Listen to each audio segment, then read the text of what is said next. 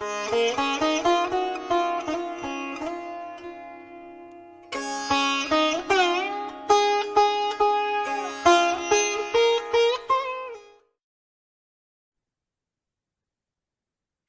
and welcome once again to White Lotus of Light educational series. So today I'm doing kind of a interesting episode.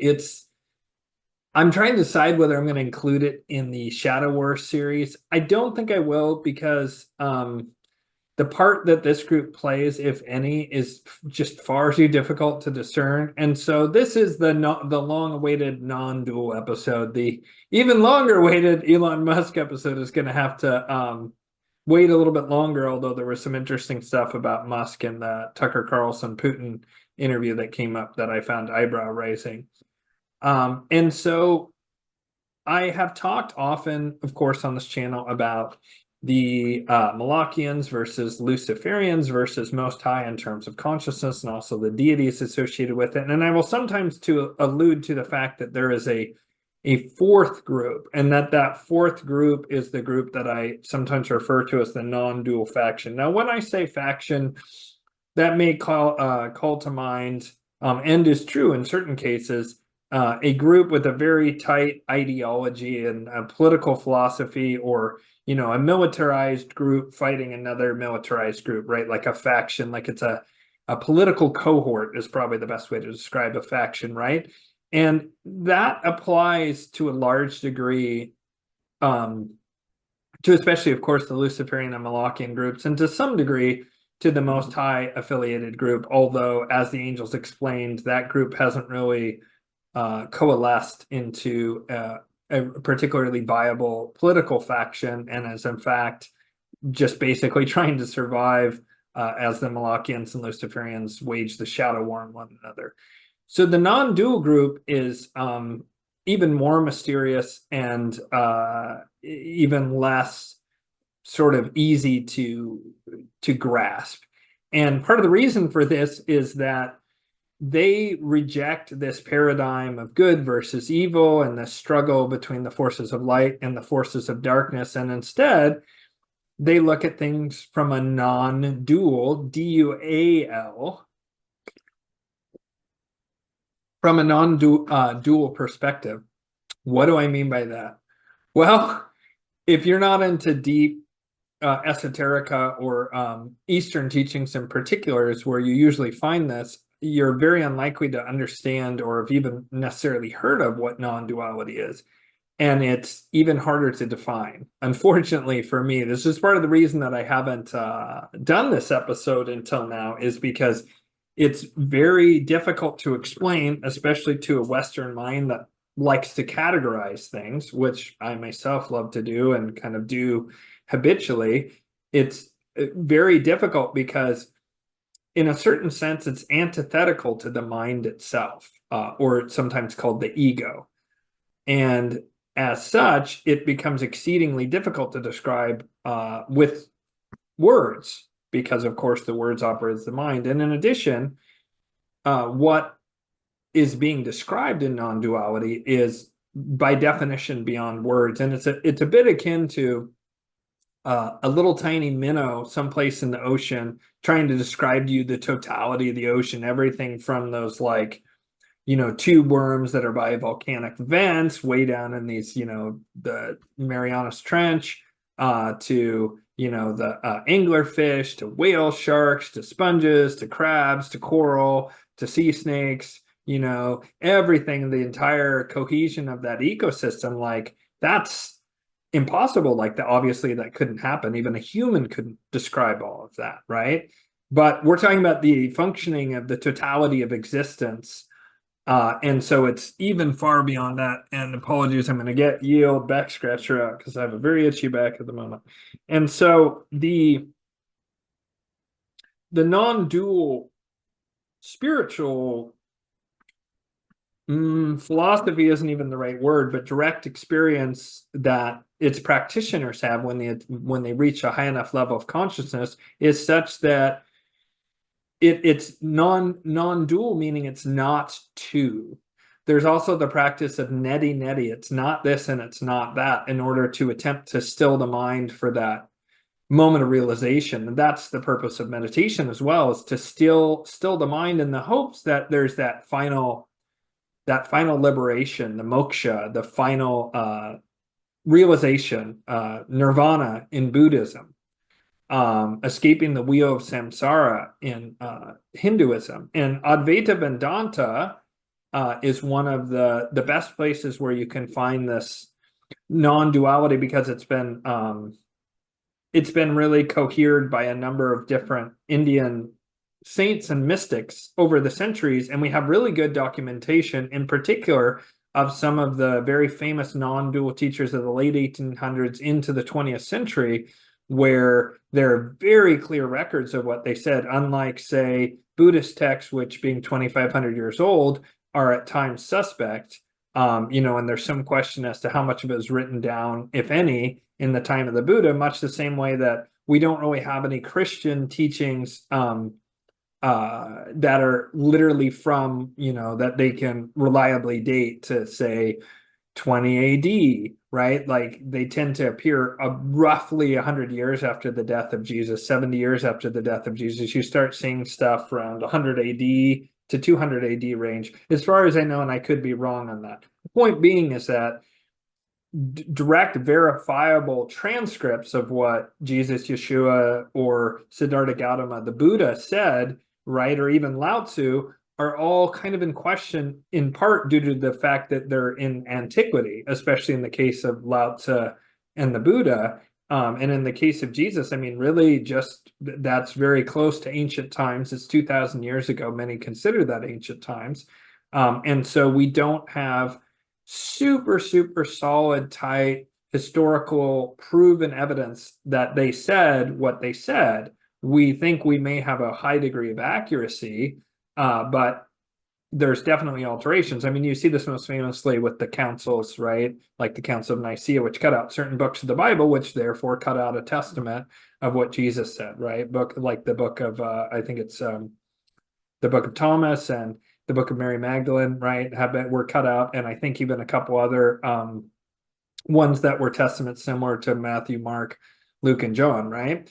So we don't really have that tight of information about any of those figures, but we do in the case of some of these modern non-dual teachers, and in particular Ramana Maharshi, the great sage of India, who lived until, I believe he died in around 1945, and I'll have a correct date down below. And so we do have like very clean and clear records, including even tape recordings and video in some cases of Ramana. And then there's even some who came later than him, like Nisargadatta Maharaj, who was around in the 1970s, and we have quite clear, well-documented transcripts of what he said. And I have his book, I Am That, up there, right there, those two books. There we go, those two books. It's mirrored, so it's always tricky to move yourself when it's a mirror. So you have Nisargadatta Maharaj, and then he even had a translator, actually, who ended up himself becoming enlightened or having this non-dual experience that was abiding in nature. And his name was Ramesh Balsekar, and he's a very interesting character because he was an investment banker prior to having this enlightenment experience in the process of translating for Nisargadatta Maharaj. And so we have a number of these teachers of non-duality that have lived even into modern times. And there's even living current teachers like Adyashanti. I'm not sure if he would categorize himself in this regard, but I would. Adyashanti, you could argue Eckhart Tolle is in this branch, and he's somewhat more contentious because of, he went on Oprah a few times, and of course Oprah's a shady character, to put it mildly, pretty nasty, right? And so there's also someone who I know personally and have sat with many times and can 100% vouch for, named David Waldman. And so the non-dual teachings are definitely out there. But when I talk about sometimes on this channel, the non-dual faction, I'm talking about a group of people who are somehow somewhat political is not quite the right word, but they leave their imprint on humanity, it seems, based on certain whispers and certain very sparse communications here and there, certain statements that have been made by people, certain things that like the Nazis looked for. There appears to be a group that has this non-dual spiritual philosophy, and they operate out of the Himalayas, and they're sometimes called the Great White Brotherhood or the Sarmoon Brotherhood, right? Is sort of like, these are like sort of outer layers of their organization, but at the core seems to be this Saptarishi, or these seven sages, who legend has that they're immortal. Most famous of which is Babaji, who was Lahiri Mahayasa's teacher, who in turn was Sri Yukteswar's teacher, who in turn taught Yogananda about Kriya Yoga. And so that is, I'm not sure if Kriya Yoga is non-dual in character. I think it is, but I'm not certain because I'm not familiar enough. I think it's a technique that brings about the non-dual state would be the best way to describe it. That works for a lot of people, but not everyone. And so in order to really understand this group and its motivations, you have to understand that to the non-dualist, everything is part of God, and also nothing is part of God, meaning the void within which the illusionary nature of the world appears, and the illusion itself is all part of a oneness to which there is no other, and therefore non-dual, or not two, right? It's not one because one implies the existence of two and other numbers. It's a number sort of beyond numbers, right? But it's not two, right? And that's why they said not two instead of one, is because they want to drive home that this is a oneness to which there is no otherness, there is no separation. So there is a series of sayings in India that I find to be super useful, and it's super helpful in the spiritual journey towards liberation, not towards being aligned with the polarity of the Most High, which is what I've sort of thrown my lot into, at least for my mature adulthood.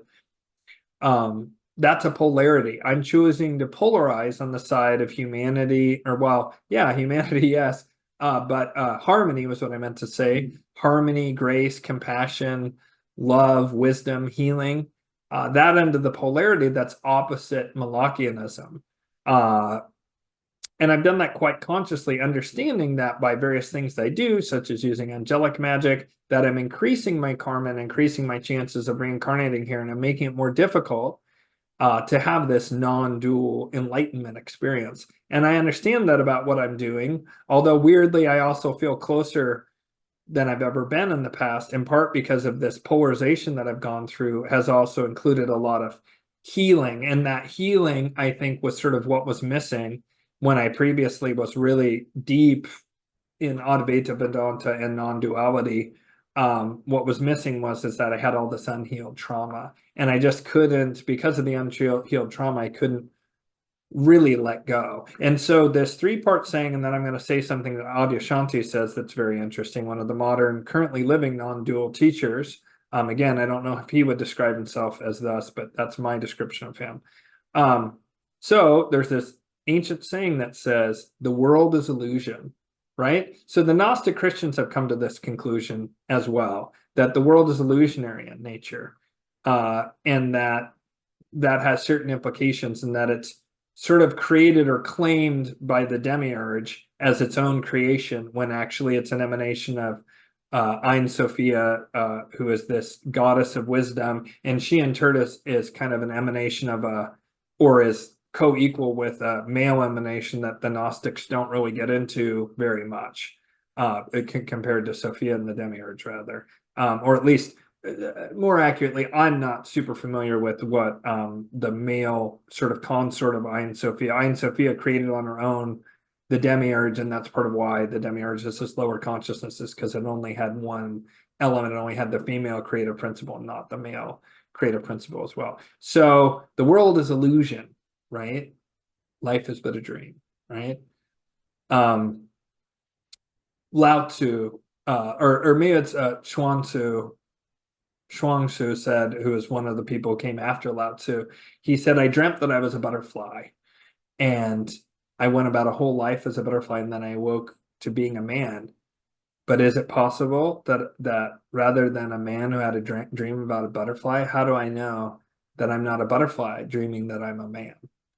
Right? And he's pointing to the dreamlike nature of reality. And sometimes you become aware of this, usually if you're in an altered state, but sometimes you can just be aware that there's kind of like a dreamlike quality to this existence of this world we live in. And so the world is illusion. And then the second stanza says, Brahman alone is real. And Brahman here means the mind of God, right? That everything exists within this mind of God, and which is very interesting because there's the Hermetic principle of mentalism completely jives with that idea. And in my experience, and also a lot of quantum physics experimentation and theorizing that's currently underway, the universe is indeed mental in nature. So the world is illusion. Brahman, or universal God mind, right? The mind of God, which is the universe itself. The world is illusion. Brahman alone is real. But then the third stanza is really important. The world is Brahman. So while this world is illusionary in nature, it's part of that functioning. That mind of God, which is like sort of the void in which the illusionary nature of the world, which is quite tangible from our point of view, of course, springs into existence. That mind is the only thing that's real. But the illusion of this world, which springs into existence within the mind of Brahman, is part of Brahman and is not separate. And a lot of people who are on the enlightenment path, which would be 12th house people, astrologically speaking, as opposed to 8th house mystics, right? I have a lot of 8th and 12th house energy. So I have both that transcendent spirituality of the 12th house and also the mystical spirituality of the 8th house. And I don't jive a ton with the traditional religion element of the 9th house. So this transcendent spirituality of the non-dual folks is essentially saying that since this world is illusion and the mind of God alone is real, you should begin the process of first acknowledging the world is illusion, then moving into and coming in contact with this mind, usually by doing something called becoming the witness of your own thoughts. Prior to you thinking there's something that's witnessing everything, and to tune in and try and become that witness, right? Which is akin to becoming aware of and connecting with the Atman, or the immortal soul within you from the Bhagavad Gita, right? So there is this desire to do that. And one of the things that happens to a lot of people who are on the non-dual path is that they'll get stuck in the spiritual ego, this witnessing place, and then they like sort of disavow responsibility, like they can be a real asshole, and then they're like, but who is it who is being an asshole to you? Well, it's you, asshole. That's why I said it to you. There's no one here. I am beyond shape and form, right? Some people do this on the journey. They get stuck in this spiritual ego, and that's because they've moved away, usually because the world is painful. They decided, ooh, the world is illusionary. That's great, right? I can move away from that painful illusionary world of my painful mistakes or my painful bad experiences, and I can move into this witnessing state, and I feel a great deal of psychological relief from that trauma. But they're stuck in that the world is illusion, Brahman alone is real. But what they need to do is come back into the world. And I understand this from an intellectual point of view, and I'm going to talk about Adyashanti and how it's relevant in a second. You got to come back into the world and be in the world, but not of the world. That the world is illusion, Brahman alone is real, the world is Brahman, right? So I sometimes describe myself as a Gnostic sacramentalist because I believe that the world is indeed illusionary, but it's also sacred, right? It's sacred and it's very real in a very important way, but it is also illusionary, which is very helpful to recall now and then, in particular when you're dealing with the tremendous suffering that being really fixated on what's happening in the material world can cause psychologically, especially if you're a sensitive, empathic person, which I am. So Adyashanti says that you can have the realization of enlightenment within the mind, and then within the heart, and then within the gut. And you have to have all three to have an abiding realization. So there's a Japanese word that's very beautiful, satori. And satori means a momentary glimpse of enlightenment. And I've had many satoris because I've had the realization in my mind and my heart. The heart was the more difficult of the two, but I've had that a few times, but I've never been able to have it in the gut because there's something in my gut that just won't let go. And a big part of that was because I had all this unhealed trauma. And as I've healed the trauma more, like it's possible that this could also release, and then I could have that realization perhaps. But I kind of, for the moment, have thrown in my lot with the polarization of good. So that's sort of an overview of non-duality, and there's endless literature on it, but the fact of the matter is it can't actually be described, right? Because people will end up looking at the finger that's pointing at the moon rather than looking at the moon, and getting caught up in what is non-duality ends up at some point being the finger staring at the finger rather than what the finger is pointing at the moon, because what's being described is beyond language by its very nature. And so all these great spiritual teachers can do is be like, look over there at the moon. No, stop looking at me, because people get attached to what people say and they aren't seeing what people are pointing towards, right? And so it's a very deep subject. And what I really recommend is, if any of this has intrigued you, you should look into, in particular, Ramana Maharshi, Nisargadatta Maharaj, possibly Ramakrishna. I'm not very familiar with their works, but I've been told that Ramakrishna is in a very similar vein. For modern teachers, there's Ramesh Balsekar. He just died maybe 10 years ago, something like that. And then living teachers that both of whom I trust are Adyashanti, and I especially trust and can 100% vouch for David Waldman. I've talked about him on the channel a number of times. I may try and have him on. It's just non-dual talks don't make for interesting information, because the goal of someone like David is to free you from the wheel of samsara. And so his words are going to be designed to still your mind rather than to make it go, wow, how intriguing. And I actually do think that what these people are pointing to is the highest achievement of humanity. The becoming enlightened, I think, is the highest achievement of humanity. I just think that it's just not what I'm particularly attempting to do on this channel. But I have unfathomable respect for it and love for it. So the non-dual faction.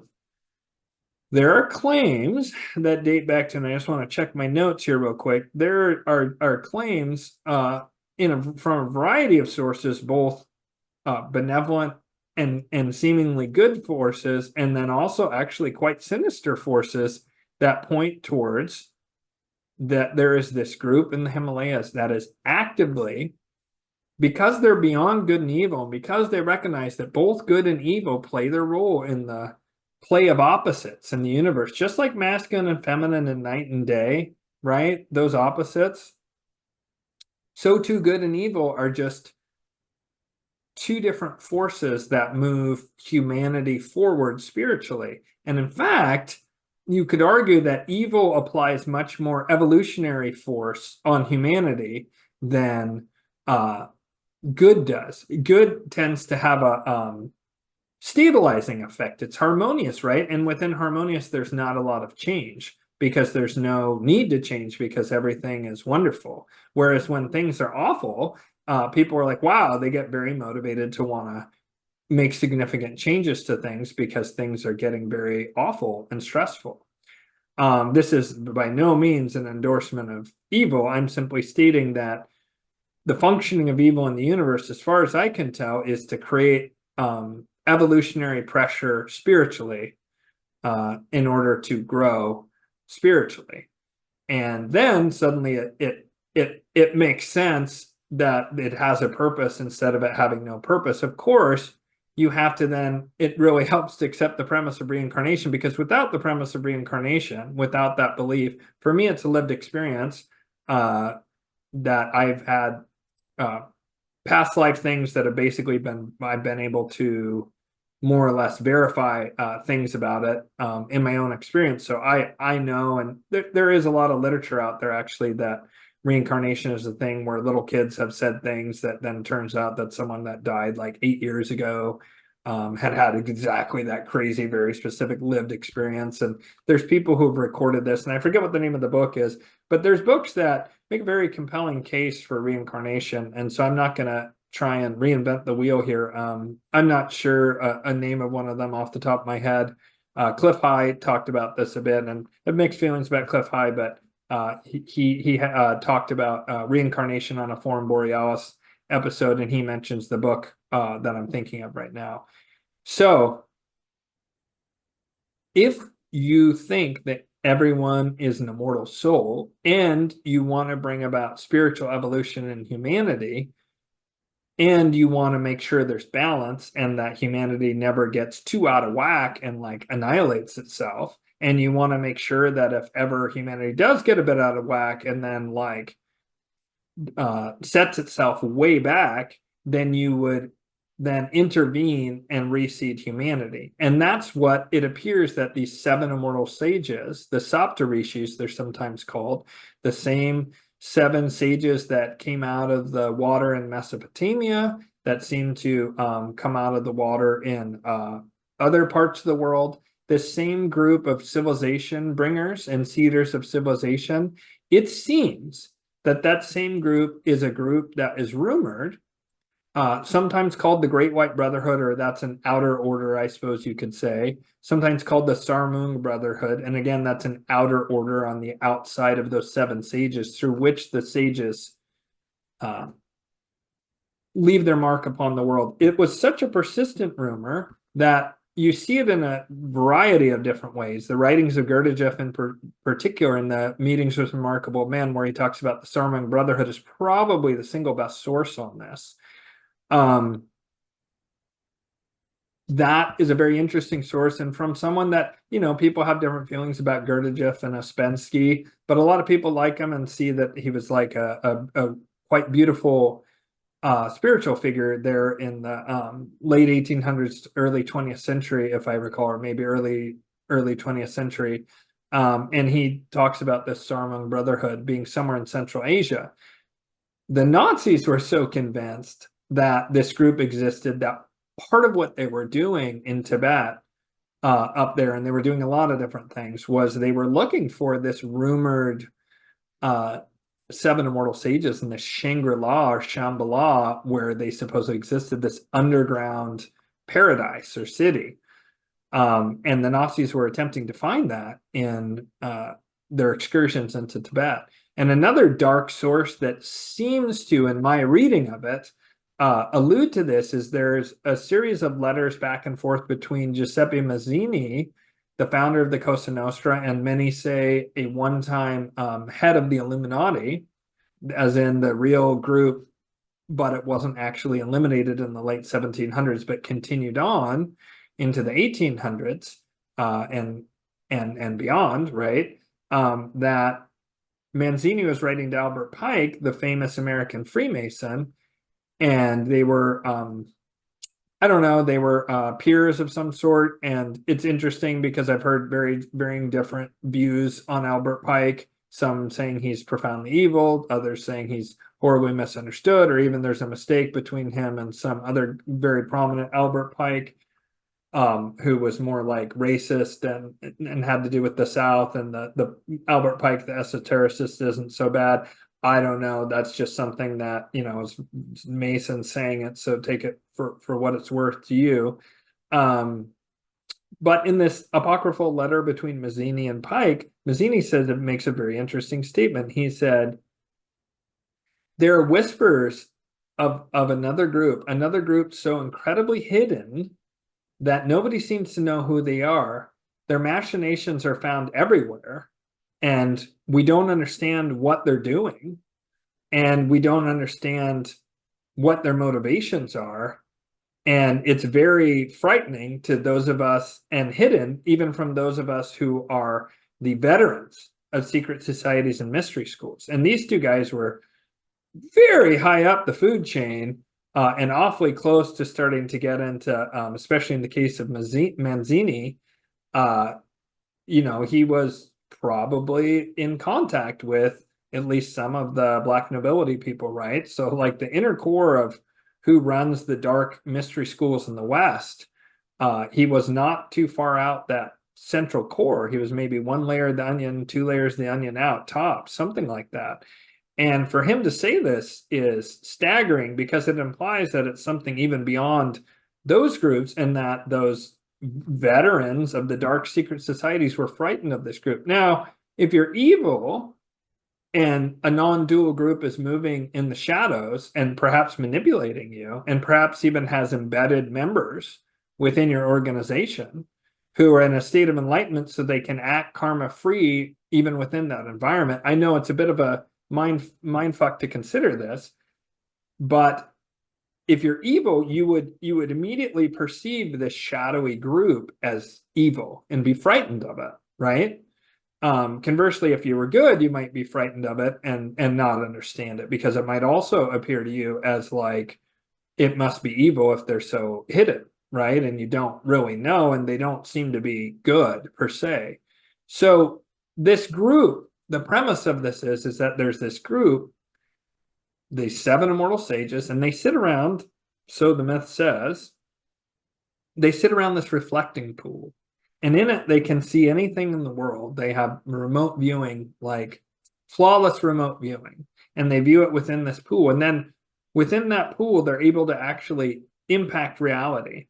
And they can touch that pool and in order to make a change in it. And they make a change in reality. And the way that manifests in the world is that their hidden secret society mystery school, outer organizations like the Sarmang Brotherhood, the Great White Brotherhood, and their agents then manipulate the Malachian, Luciferian, and those few most high related mystery schools and secret societies out there, as in they're pulling the puppet strings of all of them. Why?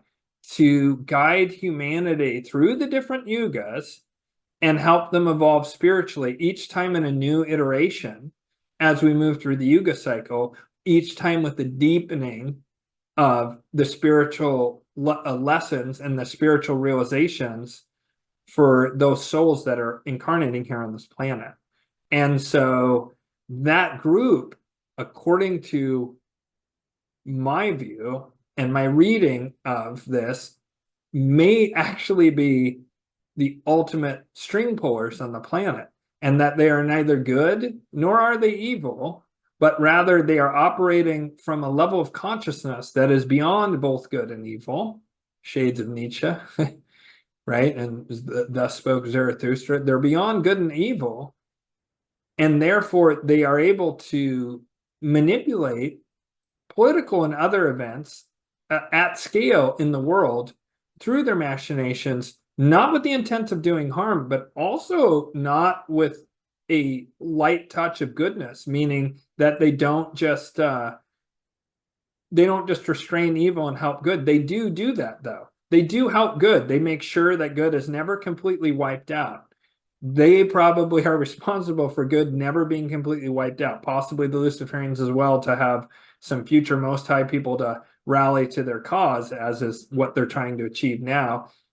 So they keep good from being completely wiped out during the Kali Yugas, but they also presumably might keep the flames alive for the upcoming Kali Yuga, knowing that that's coming up and that will be the next, or final crescendo of spiritual evolution for that next iteration, because you go all the way up in consciousness and all the way down to where we are now. And so that group might be willing to do things like start world wars or create huge changes in the world. And the evil mystery schools and secret societies would think that they were the ones making these decisions, not realizing that they were being masterminded by this other group, the non-dual group. And if they have attained this super high level spirituality where they have all of the powers that Patanjali talks about in the Yoga Sutras, right? If they have all these powers, telepathy, telekinesis, bilocation, teleportation, flight, right? And physical, it seems physical immortality, or if they're non-physical, which is somewhat unclear to me, they have the ability to materialize physical objects. So they have essentially godlike powers, and they use them in order to help push humanity in a certain direction, develop spiritually. And it seems that Yogananda and Kriya Yoga comes from this group. And it also seems that I suspect, I cannot prove this, but I suspect they may be behind the arising of Helena Blavatsky and Theosophy in the 1800s, and sort of some of the spiritual revival stuff that was going on in the late 1800s. And by extension, that would mean that they are somewhat responsible for Steiner and also Krishnamurti, right? Very, very interesting, because all of these figures have had huge impacts on the West spiritually, and especially mystery schools and secret societies within the West have developed as offshoots of all of the groups I just mentioned. And all of those are having an impact on the spiritual development of humanity. And so that is, I think that's it. Let me just check my notes real quick, see if there's anything else I wanted to say. No, that's pretty much it. Yeah, and so I'll just real quick mention some people who are not politically affiliated, that they're actually just trying to get people to be liberated, right? So they're not part of this faction, to my knowledge or understanding at all. Rather, they are individuals who have attained this high level of spiritual attainment and wanted to share that with the world. So I want to be clear, the people I'm about to rattle off, to my knowledge, none of them have any political affiliation whatsoever, and to my knowledge, none of them have any interest whatsoever in politics. Whereas the non-dual faction, as I call them, are a group that is centralized around those seven immortal sages, and then there's emanations, the Great White Brotherhood and the Sarmung Brotherhood, and they appear to be operating from a completely different level of consciousness from the Malachian, Luciferian, and Most High sort of spectrum. They're kind of like beyond all of those three. So here are some, if you're curious about it, right? And I get some people won't like it. Some people are Christian and will say, oh, it's bad and whatever. And hey, I'm not here to proselytize anyone. Please, by all means, do what resonates with you and what feels comfortable and uplifting to you. And anything that doesn't, please, discard it. You're only meant to take from me what resonates with you, and feel free to reject anything else. So some jumping off points for research and understanding about this is the best of the best, absolutely clean, Ramana Maharshi. I believe Ramakrishna, who predates Ramana Maharshi, has similar teachings, but I can't 100% confirm it. I've seen him described as a non-dual teacher, although he's a specific sort of sect in Hinduism. So Nisargadatta Maharaj, I Am That is the book. Fantastic. Ramesh Balsekar, A Net of Jewels is one of his books. He was a translator for Nisargadatta Maharaj and became enlightened in the middle of translating for him.